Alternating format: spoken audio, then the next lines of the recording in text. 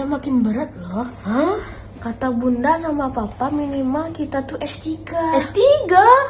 Iya, gawat ini Aris. Oh itu, gampang. Biar urusin nanti, biar nego sama papa. Mainlah kita dulu.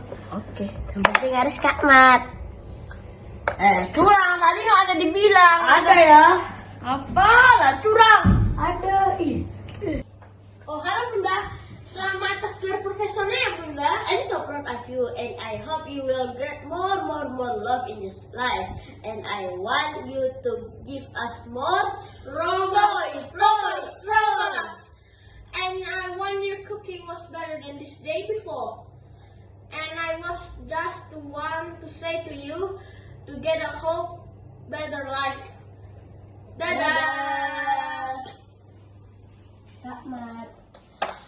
Ih, curang itu. Mana ada? Kami dari LPPM mengucapkan tahniah Prof. Neni.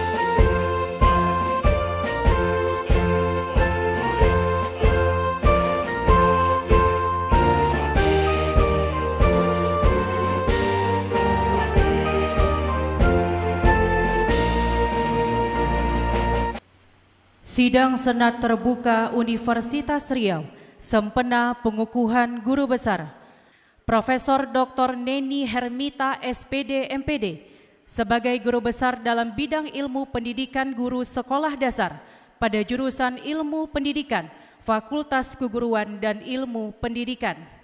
Pada hari Rabu, 1 November 2023, dimulai.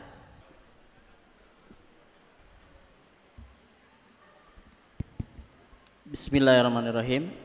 Assalamualaikum warahmatullahi wabarakatuh. Profesor Dr. Neni Hermita SPD MPD, lahir di Batu Rijal, Pranap, Kabupaten Indragiri Hulu, Provinsi Riau pada tanggal 27 Februari tahun 1984. Merupakan anak kedua dari 8 bersaudara dari pasangan Bapak Enci Musnahar dan Ibu Emita Yusla.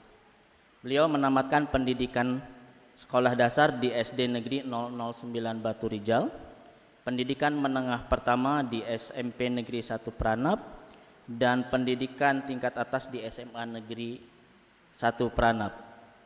Pada tahun 2002, beliau diterima di program studi pendidikan fisika FKIP Universitas Riau dan lulus pada tahun 2006.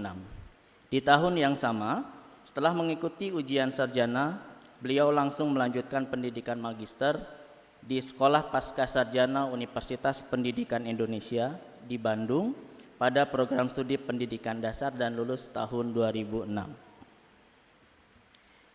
Beliau mengajar di program studi pendidikan guru sekolah dasar FKIP Universitas Riau dan diangkat menjadi pegawai negeri sipil pada tahun 2009. Pada tahun 2010, beliau menikah dengan Danang Ronaldo Sarjana Ekonomi dan dikaruniai 2 orang putra, yakni Azami Raisuki Adistia dan Fayaz Ataris Al-Khalifi. Tahun 2013, melanjutkan pendidikan doktor dalam bidang pendidikan dasar di Sekolah Pasca Sarjana Universitas Pendidikan Indonesia dan menyelesaikan pendidikannya pada tahun 2017. Saat ini beliau aktif mengajar di S1 Pendidikan Guru Sekolah Dasar dengan mata kuliah media pembelajaran di sekolah dasar, kurikulum dan pembelajaran di sekolah dasar, konsep dasar IPA di sekolah dasar, bumi dan antariksa di sekolah dasar, serta pembelajaran IPA di sekolah dasar.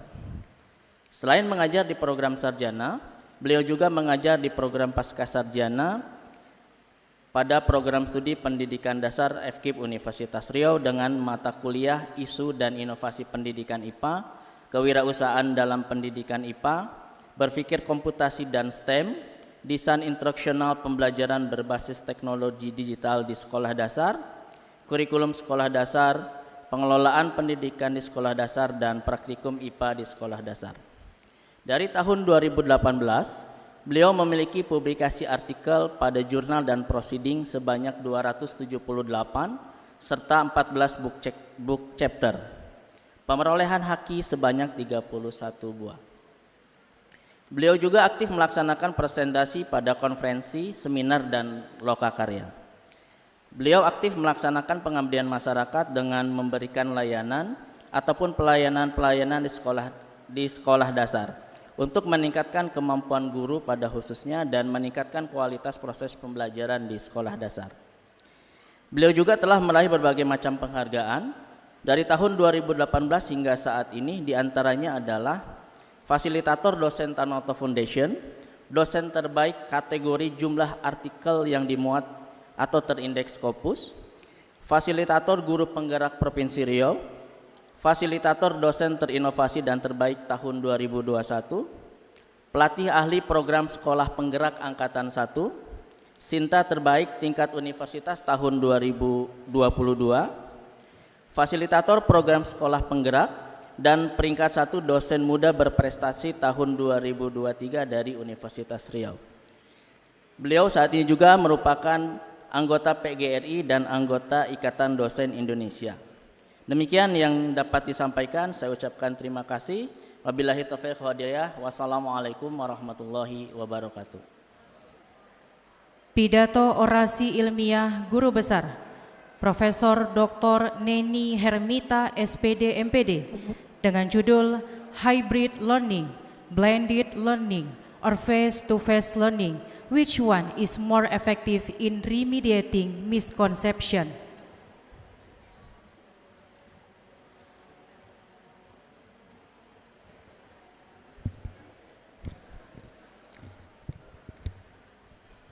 Bismillahirrahmanirrahim. Assalamualaikum warahmatullahi wabarakatuh. Salam sejahtera bagi kita semua. Yang terhormat Ketua Senat Universitas Riau, yang saya hormati Bu Rektor beserta Wakil Rektor, Sekretaris dan anggota Senat, Dekan FKIP dan Dekan Fakultas Pertanian beserta para Wakil Dekan, Ketua Lembaga beserta Sekretaris, Kepala Biro, Ketua dan Sekretaris Jurusan beserta Koordinator Prodi,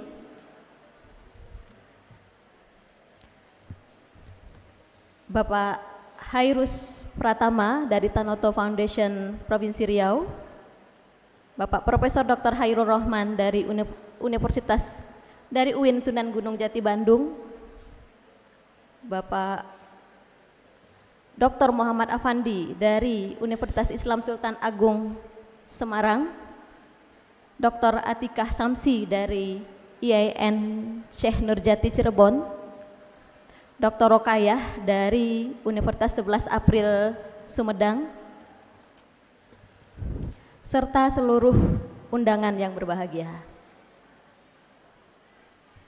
Puji syukur kita ucapkan kepada Allah Subhanahu wa Ta'ala yang telah melimpahkan rahmatnya sehingga kita bisa berkumpul di gedung PKM Universitas Riau ini dalam keadaan sehat walafiat untuk mengikuti pengukuhan guru besar saya, bidang ilmu pendidikan guru sekolah dasar jurusan ilmu pendidikan FKIP Universitas Riau. Selanjutnya, ucapan terima kasih setinggi-tingginya kepada pemerintah Republik Indonesia melalui Kementerian Pendidikan, Kebudayaan, Riset, dan Teknologi yang telah mengangkat saya sebagai Profesor Bidang Ilmu Pendidikan Guru Sekolah Dasar jurusan Ilmu Pendidikan Fakultas Keguruan dan Ilmu Pendidikan Universitas Riau. Dan selanjutnya kepada Profesor Dr. Hajah Sri Indarti, SEMSI, Rektor Universitas Riau yang telah memberikan kesempatan kepada saya untuk menyampaikan pidato pengukuhan guru besar di hadapan sidang senat terbuka ini. Ucapan terima kasih juga saya sampaikan kepada Profesor Dr. Jimmy Kopriadi MSI, Dekan FKIP Universitas Riau, dan terima kasih kepada ayah, ibu, suami, saudara, serta undangan sekalian yang tidak bisa disebutkan satu persatu. Hadirin yang saya hormati, pada kesempatan ini izinkan saya menyampaikan pidato pengukuhan saya sebagai guru besar pada bidang pendidikan guru sekolah dasar jurusan ilmu pendidikan FKIP Universitas Riau yang berjudul Hybrid Learning, Blended Learning, or Face-to-Face Learning, which one is more effective in remediating misconception? Bapak Ibu yang saya hormati, mutu pendidikan di berbagai tingkatan merupakan tolok ukur yang menentukan kemajuan suatu bangsa. Bangsa yang maju adalah bangsa yang menaruh perhatian besar terhadap dunia pendidikan dan melakukan berbagai upaya secara kontinu untuk terus meningkatkan mutu pendidikan di negaranya. Mutu pendidikan formal di semua tingkatan ditentukan oleh mutu pendidikan pada jenjang yang paling dasar, yaitu SD. Dan yang menjadi penentu mutu pendidikan adalah mutu guru. Hadirin yang saya hormati, guru merupakan kunci dalam upaya meningkatkan mutu pendidikan karena merupakan ujung tombak di lapangan di mana mereka bertatap muka dengan peserta didik secara terjadwal dan terprogram. Dengan demikian, langkah yang sangat strategis ke arah peningkatan mutu pendidikan adalah upaya peningkatan mutu guru melalui penyiapan calon guru berkualitas di perguruan tinggi. Salah satu kompetensi yang penting yang harus dimiliki guru adalah kompetensi profesional. Tujuan terpenting dari pembelajaran agar peserta didik menguasai bidang keilmuan secara utuh. Tujuan ini akan tercapai jika dan hanya jika guru yang mengampu bidang ilmu tersebut juga menguasai bidang yang diampunya secara komprehensif. Jangan berharap peserta didik kita menguasai bidang keilmuan yang dipelajarinya secara utuh jika gurunya hanya menguasai sebagian dari bidang ilmu yang diampunya. Bahkan yang akan terjadi pada peserta didik adalah kekeliruan dalam memahami materi ajar atau misunderstanding dan miskonsepsi. Hadirin yang saya muliakan, untuk membekalkan penguasaan konten di kalangan mahasiswa calon guru, Prodi PGSD menyelenggarakan beberapa mata kuliah terkait bidang sains ini. Sebagian besar konten sains, baik konsep, prinsip, hukum, dibangun berdasarkan pengkajian secara empiris oleh para ilmuwan. Sehingga sangat tepat jika pembelajaran sains dilaksanakan dengan cara yang serupa, seperti keterampilan proses sains yang ilmuwan lakukan pada saat mengkonstruksinya, sehingga dapat memfasilitasi proses konstruksi konsep oleh mahasiswa calon guru. Namun sayangnya masih banyak perkuliahan di beberapa prodi sains tertentu yang membekalkan penguasaan konten bidang sains masih menggunakan cara yang tradisional atau teacher center, cenderung verbalisme dan menghafal informasi yang diperoleh. Pengetahuan yang dihafal tidak akan bertahan lama karena biasanya memiliki daya retensi yang terbatas. Menurut para ahli, banyak faktor yang menjadi sumber terjadinya miskonsepsi pada peserta didik. Di antaranya prior knowledge, daily life in experience, bahasa, culture, guru, buku teks, dan pembelajaran. Nah, jelas di sini bahwa guru dan proses pembelajaran yang dilakukan juga dapat menjadi penyebab terjadinya miskonsepsi di kalangan peserta didik. Praktik perkuliahan yang dilakukan oleh dosen pengampu yang tidak sesuai dengan karakteristik materi yang dibahas tidak akan dapat clear memfasilitasi peserta didik untuk dapat memahami materi ajar secara utuh. Hadirin yang saya muliakan, miskonsepsi ini bersifat resisten terhadap masuknya ide atau gagasan baru secara ilmiah. Bahkan peserta didik yang mengalami miskonsepsi dapat menolak gagasan baru yang diterimanya sehingga sulit untuk menerima konsep baru yang ilmiah dan akhirnya menghambat pada tercapainya pemahaman materi ajar secara utuh. Hadirin yang saya muliakan, miskonsepsi yang terjadi pada mahasiswa calon guru tidak boleh dibiarkan dan harus segera direduksi. Jika tidak segera direduksi, maka miskonsepsi ini akan terbawa sampai mereka kelak menjadi guru dan menularkan kepada siswa mereka.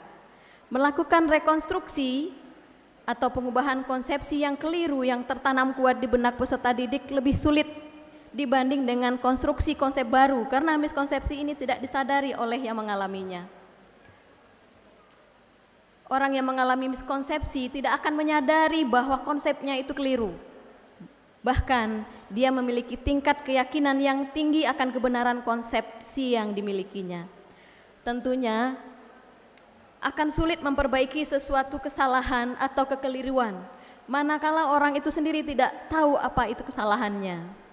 Oleh karena itu, perlu strategi khusus untuk melakukan perubahan konsepsi yang keliru atau miskonsepsi supaya menjadi scientific conception atau konsepsi ilmiah. Pendekatan yang sering digunakan dikenal dengan conceptual change approach, yang salah satu strategi yang digunakan adalah strategi konflik kognitif. Strategi ini berpandangan bahwa karena sulitnya mengubah keadaan miskonsepsi pada diri seseorang terjadi karena orang tersebut tidak merasa ada masalah dengan konsepsinya, bahkan memiliki keyakinan yang tinggi akan kebenaran konsepsi yang dimilikinya, maka tidak ada cara lain untuk meremediasinya, kecuali harus diawali dengan meruntuhkan tingkat keyakinan konsepsi yang dimilikinya. Dengan runtuhnya keyakinan konsepsi tersebut, diharapkan orang tersebut dapat menyadari akan kekeliruan konsepsinya. Strategi konflik kognitif ini sudah diterapkan pada situasi pembelajaran yang berbeda, yaitu dengan mode hybrid, blended, dan face-to-face learning. Hasilnya menunjukkan pembelajaran secara hybrid lebih efektif dalam meremediasi miskonsepsi. Beberapa hasil penelitian yang sudah saya lakukan terkait miskonsepsi ini, yang sudah saya lakukan sejak 2007 hingga saat ini, sudah terbit di berbagai jurnal baik nasional maupun internasional. Para hadirin yang saya muliakan, pada kesempatan berbahagia ini saya ingin mengucapkan terima kasih yang sebesar-besarnya kepada kedua orang tua tercinta, Ayahanda Haji Encik Mas Nahar dan Ibunda Hajah Emita Yusla,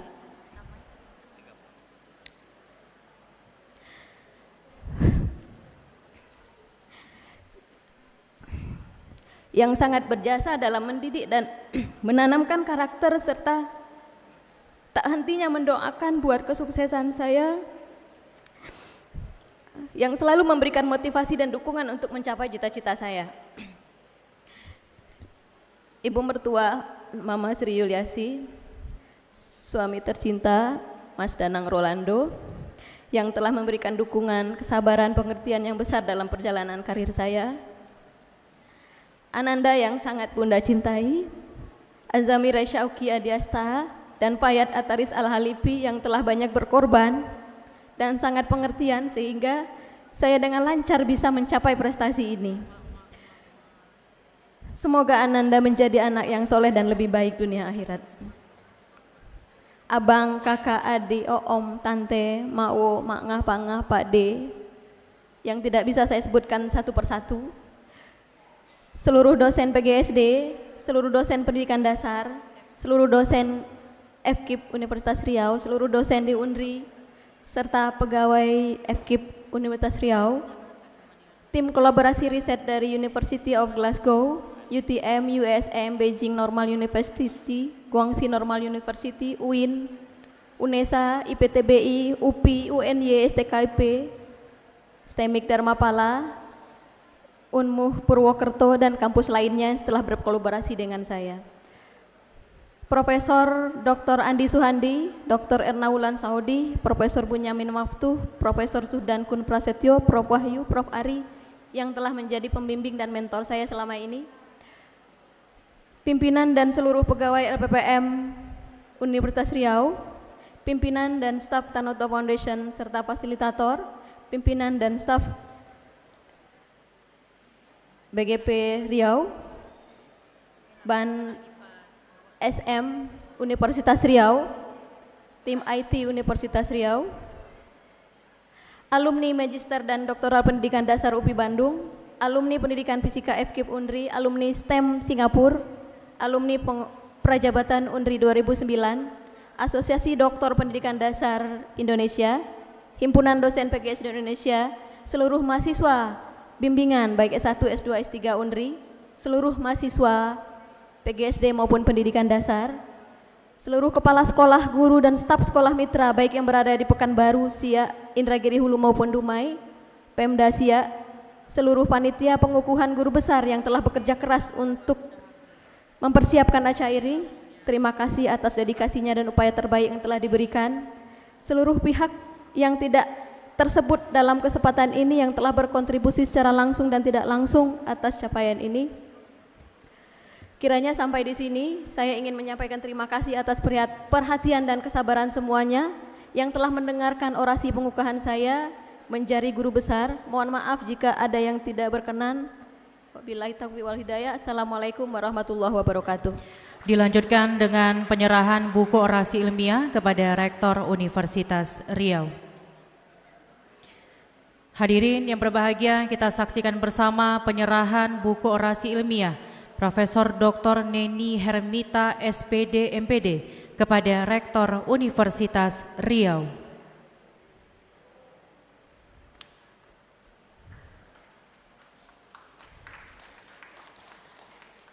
Kepada Rektor dan juga Profesor Dr. Neni Hermita disilakan kembali ke tempat.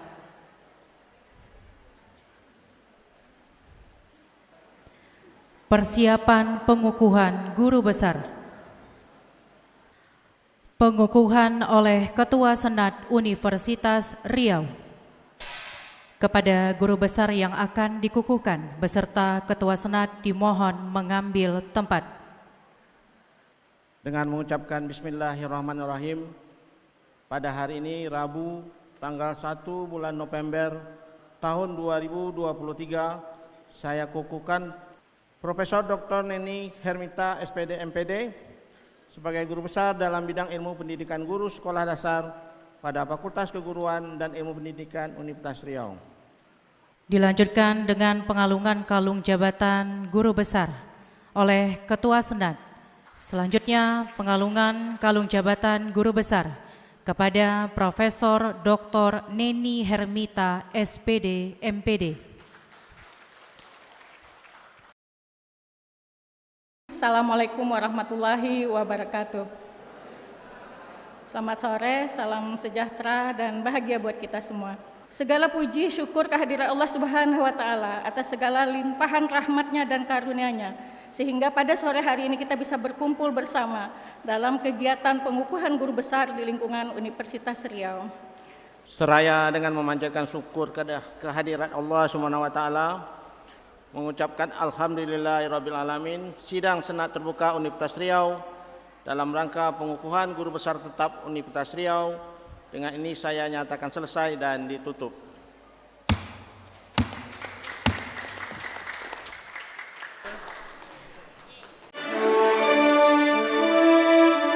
Profesor Dr. Neni Hermita SPD MPD lahir di Batu Rijal Pranap, Kabupaten Indragiri Hulu, Provinsi Riau pada tanggal 27 Februari 1984 dari pasangan Bapak Encik Mas Nahar dan Ibu Emita Yusla. Beliau merupakan putri kedua dari 8 bersaudara.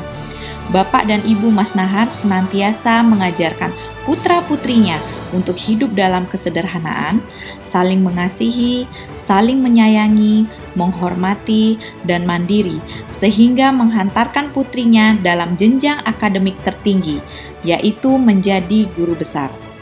Pada tahun 2010, Profesor Dr. Neni Hermita menikah dengan Danang Rolando SE dan dikaruniai 2 orang putra, yaitu Azami Raisauki Adiasta dan Fayat Ataris Al-Khalifi.